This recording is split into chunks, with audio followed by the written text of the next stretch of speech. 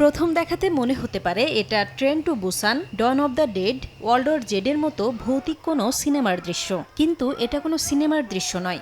মেক্সিকোয় zombie walk উৎসবে নিজেদের এভাবেই তুলে ধরেন অংশগ্রহণকারীরা। স্থানীয় সময় শনিবার রাজধানী মেক্সিকো সিটিতে অনুষ্ঠিত বার্ষিক এই জম্বি ওয়াকে অংশ নেন হাজার হাজার মানুষ।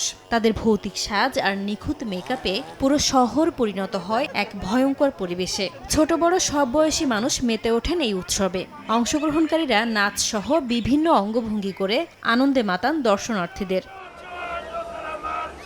বছরব্যাপী অপেক্ষার পর ভয়ঙ্কর সুন্দর এমন আয়োজন দেখতে পুরো পরিবার নিয়েও আসেন অনেকে। উৎসবে অংশ নিতে পেরে উচ্ছ্বাস প্রকাশ করেন দর্শনার্থীরা।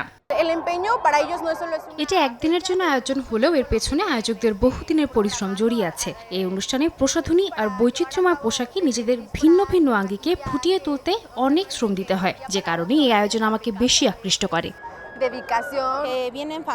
এখানে এক ধরনের শ্রদ্ধা ও সৌহার্দ্যের পরিবেশ থাকে। অনেকে এমন চমৎকার সব পোশাক পরিধান করেন যে ছবি তুলতে মন চায়। যদিও এটা পুরোপুরি মেক্সিকোর ঐতিহ্য নয়, এমন আয়োজন সত্যিই দারুণ।